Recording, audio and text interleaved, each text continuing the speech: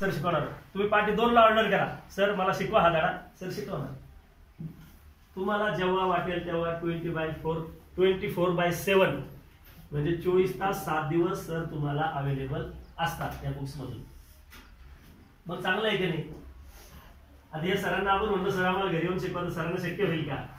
सरांना इथंच यावं लागेल आणि तुम्हाला पण इथंच यावं लागेल. आणि जी वेळ ठरलेली 10 ते 5 किती आहे?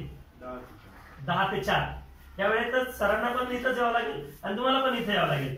समजा तुम्ही 4 दिवसभर तुम्ही लागणार आहे, समजा तुम्ही आज लग्नाला गेले दिवसभर आणि तुम्हाला सरांनी समजा हे सर आले मराठीचे, यांनी एक चॅप्टर शिकून गेले, एक लेसन. दुसरे सर आले इंग्लिशचे, एक धडा शिकून गेले. एखादे गणिताचे सर आले, त्यांनी एक धडा शिकून गेले. आणि तुम्ही नेमकं लग्नात बिझी, आज लग्नाला तुम्ही शाळेत आलेच नाही.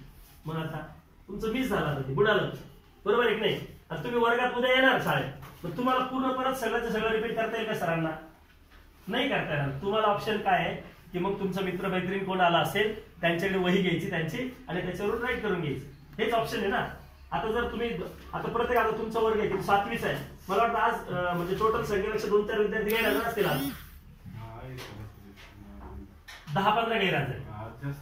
हा मिनिमम आपण असं समजू की 5 रोज गैरहजर असतात, कमीत कमी 4-5 रोज असतातच. मग हे रोज असलेले त्यांचं आज शिकवलेलं डुबलं बुडालं त्यांचं, उद्या आल्यावर ते जर म्हणले सर कालचं शिकवतं, शक्य आहे का सरांना? जर त्यांना 5 लोकांना कालचं शिकवत बसलं तर मग जे हजर आहे यांचं कसं? यांचं बुडून यांचं नुकसान होईल ना. मग म्हणून सरांना ते शक्य होत नाही. म्हणून जर तुम्ही लग्नात आहे, फंक्शनमध्ये आहे, स्कूलमध्ये आले नाही, तर तुमचा अभ्यास त्या दिवसाचा बुडला जातो. एकच धडा नाही किंवा एकच विषयाचा नाही, तर सगळे 5-6 विषय जे असतात सगळ्या विषयाचा एक धडा तुमचा त्या दिवशी मिस होऊन जातो. मग त्याला पर्याय नाही तुमच्याकडे. दुसऱ्या दिवशी आल्यावर तुम्ही काय करता?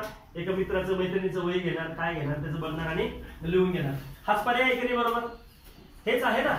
आपल्याकडे तसं नाही. तुम्ही दिवसभर समजा स्कूलमध्ये येऊ शकले नाही, पण तुमच्याकडे एज्युटेकला तुम्ही ऍडमिशन घेतलेलं आहे आमच्या. दिवसभर तुम्ही फंक्शन मध्ये आहात, लग्नामध्ये आहात, काही येऊ शकले नाही. संध्याकाळी 5च्या नंतर, 6च्या नंतर, 7च्या नंतर, 8च्या नंतर, 9च्या नंतर, 10च्या नंतर, जेव्हा पण तुम्हाला आता तुम्ही फ्री झाले, तुमचा आवडला प्रोग्राम आणि तुम्हाला असं वाटलं की आज दिवसभर शाळेत 8 नंबरचा धडा शिकवला, त्याचा अभ्यास केला पाहिजे. तुम्हाला आपले सर रेडी 8 नंबरवर जा, क्यूआरला असं क्यूआरला स्कॅन करा, सर आहे ना शिकवायला चालू करा. तुम्ही 2-3 तासात घरीच आज शिकवलेला सगळा अभ्यास करून घेऊ शकता. चांगली की नाही टेक्नॉलॉजी? म्हणजे एखाद्या दिवशी शाळेत येणं शक्य नाही झालं तरी अभ्यास बुडणार नाही. दुसरा पार्ट आहे, समजा आज तुम्ही सगळे स्कूलमध्ये आहात, तुम्ही शाळेत शिकताय, सर तुम्हाला एखादा 10 नंबरचा धडा शिकवताय. आज 10 नंबरचा शिकवला आणि ज्यांनी आमच्याकडे एज्युटेकला ऍडमिशन केलेले, समजा असं समजा तिथल्या 2-4-10 मुलांचं एज्युटेकमध्ये ऍडमिशन आहे, एज्युटेकचे ट्युशन तुम्ही लावलेले. आज 10 नंबर धडा शिकवला सरांनी, तुम्ही घरी जाणार 10 नंबरचा पण अभ्यास करून घेणार, स्कॅन करणार, शिक्षक तुम्हाला शिकवणार. म्हणजे सरांनी इथं शिकवलं, घरी पण तुमचं रिव्हिजन झालं याचं. आता उद्या तुम्हाला 11 नंबरचा धडा सर शिकवणार आहे. तुम्हाला माहिती उद्या किती शिकवणार आहे? 11. आज 10चा झाला म्हणजे 11 शिकवणार आहे. मग ज्यांचं आमच्याकडे ऍडमिशन आहे, ज्यांच्याकडे बुक्स आहे आणि ऍप्स आहे आपलं, त्यांनी जर घरीच 11 नंबरचा अभ्यास करून घेतला तर मग उद्या सर शिकवत असताना जर सरांनी काही प्रश्न विचारला, तुम्हाला अवघड जाईल का सोपा वाटेल ना? कारण तुम्ही घरीच 11 नंबरचा अभ्यास केलेला आहे, बरोबर आहे का? घरी जर तुम्ही 11 नंबरचा असं सरळ स्कॅन केला आणि 2-3 वेळेस तो व्हिडिओ बघून घेतला शिकवण्याचा सरांकडून, या एज्युटेकच्या सरांकडून, आणि तुम्ही शाळेत आले, सरांनी 11 नंबरचा धडा तुम्हाला शिकवला आणि त्याच्यावरती शिकवल्यानंतर काही प्रश्न विचारले, तर सगळ्यात वर पहिले 1 नंबरला बोट राहील की नाही तुमच्यावर? कारण तुम्ही घरी 2-4 वेळेस त्याला शिकून घेतलेले आहे आणि सरांकडून पण तुमचं रिव्हिजन झालं. म्हणजे तुमचा नंबर तुम्हाला ते लगेच समजेल उत्तर काय द्यायचं हे, कारण तुम्ही काल पण बघितलं घरी, आज पण सरांनी तुम्हाला शिकवलं, म्हणजे रिव्हिजन झालं. म्हणजे तुम्ही काय करणार? सरांनी काही प्रश्न विचारला की 1 नंबरला बोट करता. आणि मग जर तुमचं 1 नंबरला बोट आलं, तुम्हाला उत्तर सांगता आलं, असं रोज घडायला लागलं, तर तुमची कॉन्फिडन्स लेवल वाढेल का नाही? स्वतःचा आत्मविश्वास वाढेल ना, की मी लय हुशार आहे, मला लगेच सरांनी प्रश्न विचारले चला उत्तर देता येतं, असं वाटेल की नाही? आणि तुमची स्वतःची कॉन्फिडन्स लेवल एकदा वाढली, तुमच्यामध्ये एकदा पॉझिटिव्ह निर्माण झालं, तर मग ऑटोमॅटिक तुम्ही हुशारच झाले. मग तुम्हाला सगळेच हुशार म्हणायला लागणार. ऑटोमॅटिक तुमच्या वर्षभरात तुम्हाला 90-95% मार्क्स पण मिळणार, तुमच्या स्कूलमध्ये तुमच्या वर्गामध्ये नंबर पण येणार 1, 2, 3, 4, 5 असं काहीतरी.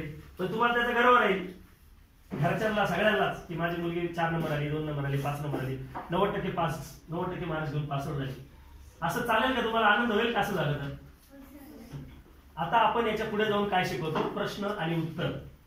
आपण समजा एक धडा झाला की आपण 50 प्रश्न आहे, पाठ्यपुस्तकामध्ये 10-15 प्रश्न असतात ते, प्लस आपण छोटे बारीक आणखी 20-25 प्रश्न तयार केले. टोटल एका धड्याच्या शेवटी आपण 50 प्रश्न तयार केले आणि प्रत्येक प्रश्नाला क्यूआर दिला. प्रत्येक प्रश्न समोर प्रश्न लिहिला, त्याच्या समोर QR दिला, त्या QR ला स्कॅन केलं का सर येणार आपल्या तिकडून आणि तुम्हाला राईट उत्तर सांगणार. त्या प्रश्नाचं उत्तर काय आहे हे करेक्ट उत्तर सांगणार आणि त्याच्या खाली तुम्हाला लिहिण्यासाठी जागा पण दिली.